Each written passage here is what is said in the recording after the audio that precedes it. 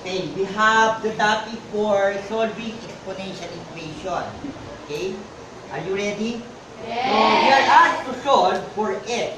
Number 1, we have 2 raised to the x is equal to 32. What should be the value of x so that it is equal to 32? Do you have any idea?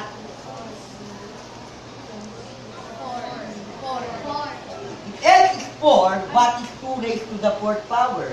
32. Is it 32? 16. So 4 is not the correct answer. What is the correct answer? 5. What is 2 raised to the 5th? 32. So, if x is equal to 5, then 2 raised to the 5th is equal to 32. So, this is correct. Clear? Or, you may have 2 raised to the x, 32, we can express it as a power of 2. That is 2 to the 5th. Take a look. The base are equal. We equate the exponent. So, x is equal to 5. So, you can use mental or by algebraic solution. Okay? So, in order to solve exponential equations, make the bases equal, then equate the exponent, and solve for the unknown variable.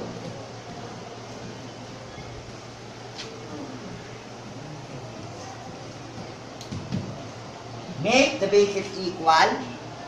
Take a look. 32 can be expressed as power of 2. And then, we equate the exponent. X is equal to value of x is equal to 5. We solve for the unknown variable, which is x. In this case, we are not to solve it anymore. We will just equate. But in other example, number 2, what do you think the value of x? What is 3 raised to the 4th power? 81. Can we express 81 as a power of 3? 3 to the what? 3 to the 4th. Right? Is 3 to the 4th equal to 81? Since the bases are equal, we equate the exponent. X is equal to 4. Clear, people? Then, number 3. 2 raised to the x is equal to 1 over 8. So, you will have 2 raised to the x is equal to 1 over 2 raised to the what? In order to have 8. What? 3. Thank you. What is 2 raised to the 3rd power? 8. That's 1/8. But this is in the denominator.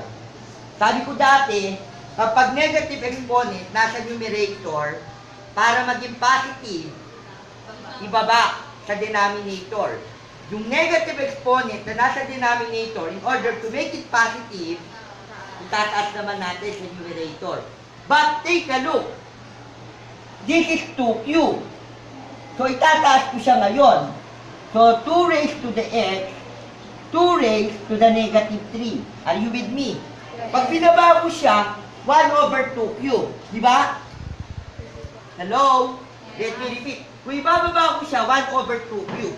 So, yung positive exponent sa denominator, kapag inakyat ko, magiging ano siya? Negative.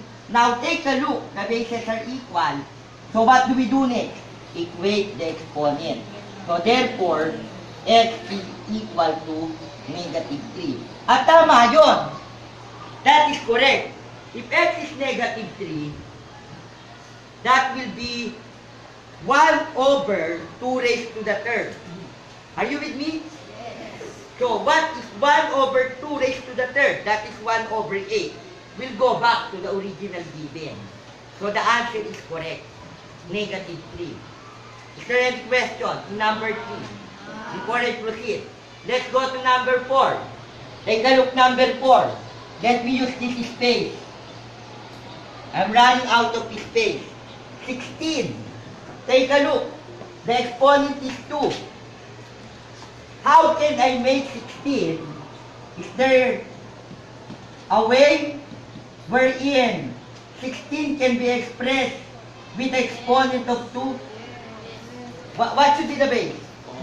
4. What is 4 squared? 16. But this is negative. So if I'm going to write it here, what will I have? This will be equal to x raised to the negative 2 is equal to 4 raised to the negative 2. Inakyat ko siya eh.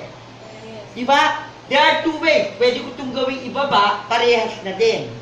So therefore, what is x now? X is 4.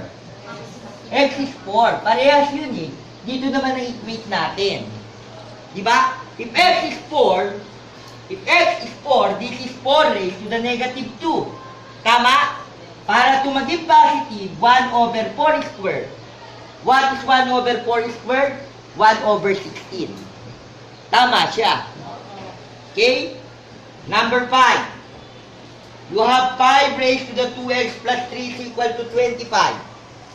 Anybody who can express 25 as power of what?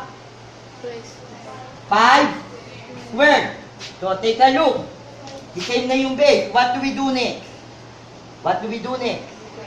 Parehas na ang base. Equate the what? The exponent. So we get that 2x plus 3 is equal to 2. And then, addition property of equality, or we may say transposition, you will have 2x is equal to 2 minus 3. What is 2 minus 3?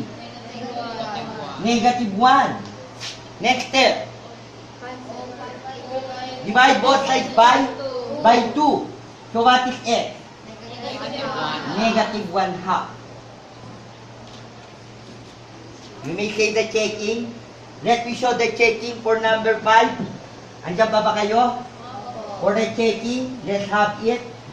You will have 5, 2x. But x is equal to negative 1 half times negative 1 half plus 3. Is it equal to 25? Question mark. We are checking. What is 2 times negative 1 half? What is 2 times negative 1 half? Negative 1 plus 3. Is it equal to 25? What is negative 1 plus 3? 2. 5 squared. Is it equal to 25? 25 is equal to 25. Tama. So this is correct. Negative 1 half. Kuha. For the last, before the activity. This is 27 raised to the 2x plus 1/3. Can we express 81 as a power of 27? Yes or no? Think about it. Would it be possible? 81, power of 27? 27 raised to the what? What is 27 squared? Is it 81? What is 27 raised to the second power? Pwede, hindi? Hindi pwede. 27 squared is 289. Can we think a number wherein both 27 and 81 can be expressed as a power of a certain base? Wait, ang 27, pwede ba sa 9? Ano? 9 raised? Pwede ba sa 9 ng 27? Hindi pwede. O saan pwede? Sa 3. Okay, 27, pwede siyang 3 raised to the what? 3. 3 cubed. Then you have 27 plus 1/3. Take a look. There is a parenthesis. We are multiplying this. May x pa pala. So you have 2x plus 1/3. Dapat may parenthesis yan. Is equal to 3 to the what? 3 to the 4th. Tama, take a look. Parehas na yun eh. Diba? So we can have this now. So you will have 3 times 2x plus 1/3 equals 4. Next step, distribute the 3. Ano to? 6x. Ayun. Plus 1 is equal to 4. Then you have 6x is equal to 4 minus 1. What is 4 minus 1? 3. Then, what is x now? 1/2.